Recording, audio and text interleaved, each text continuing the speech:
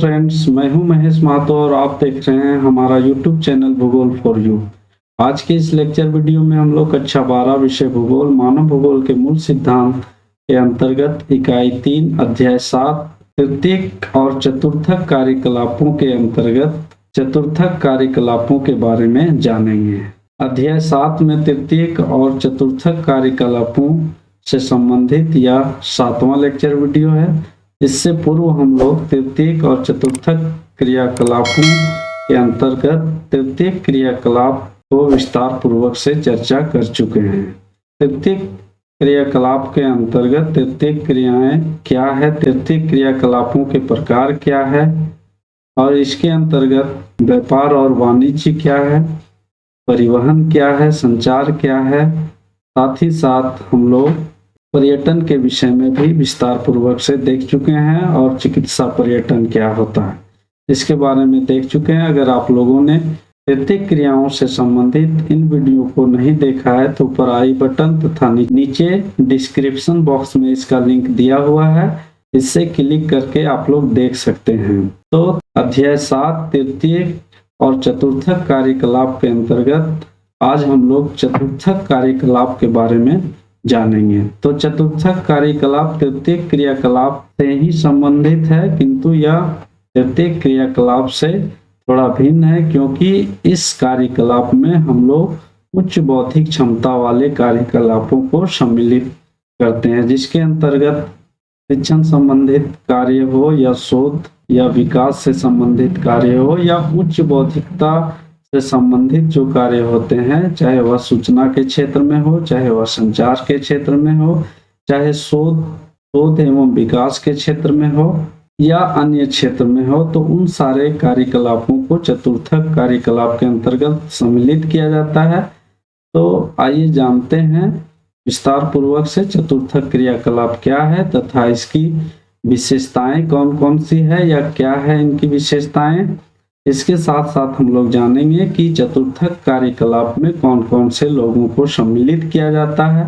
तो चलिए इस सेशन का शुरुआत करते हैं और जानते हैं चतुर्थक क्रियाकलाप क्या है।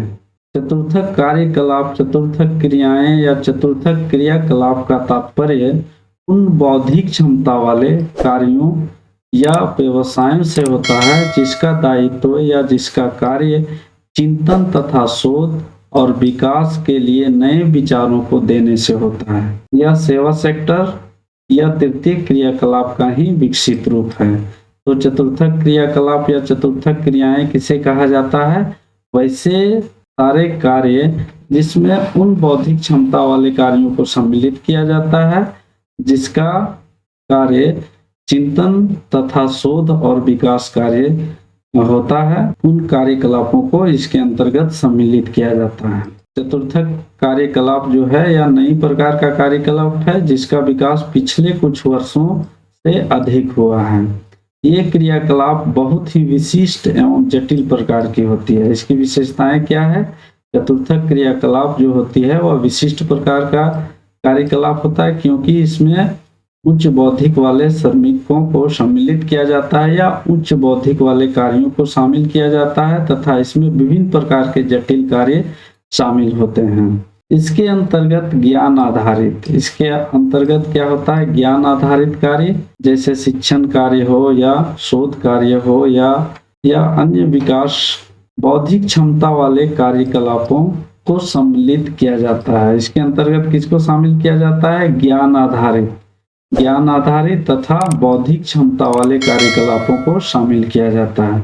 जैसे शिक्षा के क्षेत्र में उच्च बौद्धिक क्षमता होना चाहिए, चाहे वह प्राथमिक विद्यालय के शिक्षक, उच्च विद्यालय के शिक्षक हो या महाविद्यालय या विश्वविद्यालय के प्रोफेसर हों। ये जो होते हैं उच्च बौद्धिक क्षमता वाले लोग होते हैं, जिसको इसके साथ साथ सूचना एवं शोध, सूचना मतलब सूचना से संबंधित जो कार्य होता है, टेलीकम्युनिकेशन या कम्युनिकेशन के सेक्टर में, चाहे वह सूचना से संबंधित टेलीविजन, रेडियो या इंटरनेट या विभिन्न प्रकार के सोशल मीडिया में कार्य करने वाले जो लोग होते हैं, उससे संबंधित लोगों को साथ ही साथ शोध एवं विकास कार्य। शोध एवं विकास कार्य का तात्पर्य है विभिन्न प्रकार के रिसर्च कार्य जिससे नए नए तकनीकों का विकास होता है। जिन कार्यों में लगे होते हैं साइंटिस्ट, वैज्ञानिक या अन्य शोधकर्ता लगे होते हैं, उन सारे लोगों को इसके अंतर्गत शामिल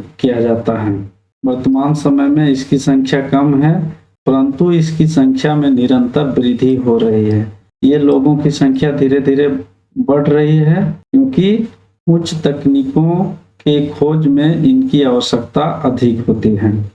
विकसित अर्थव्यवस्था वाले देशों में ज्ञान के क्षेत्र में कार्यरत श्रमिकों की संख्या अधिक है।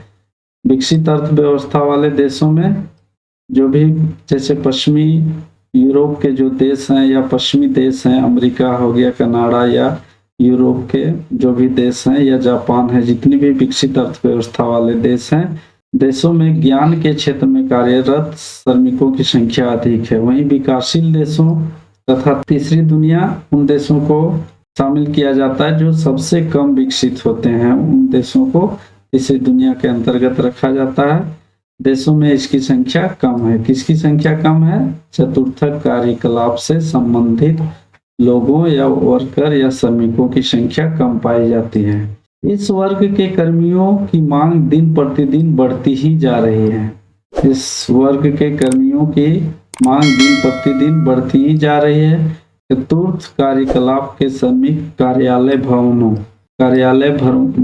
मतलब ऑफिस में, प्रारंभिक विद्यालयों से लेकर उच्च विद्यालयों में, डॉक्टरों के कार्यालयों में या डॉक्टरों के जो सहायक होते हैं जैसे लैब टेक्नीशियन वगैरह जो भी होते हैं या अन्य वर्कर होते हैं, वे सभी रंगमंच मतलब फिल्मी क्षेत्र में या नाटक के क्षेत्र में, फिल्म के क्षेत्र में, नाटक के क्षेत्र में या अन्य जो रंगमंच होते हैं उससे संबंधित जो लोग होते हैं, अभिनय के क्षेत्र में उनको शामिल किया जाता है। लेखा कार्य या लेखा कार्य में लेखन कार्य से संबंधित जो होते हैं उनको शामिल किया जाता है। दलाली के फार्म में काम करने वाले कर्मचारी इस वर्ग की सेवाओं में शामिल किए जाते हैं, इस वर्ग की सेवाओं से संबंधित होते हैं। उम्मीद करते हैं दोस्तों आप लोगों को चतुर्थक कार्यकलाप से संबंधित यह लेक्चर वीडियो जरूर पसंद आया होगा।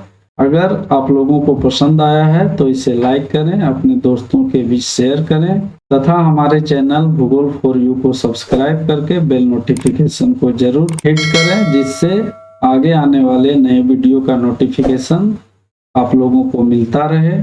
और आप लोगों के मन में किसी प्रकार का प्रश्न सुझाव हो तो कमेंट बॉक्स में जरूर करें।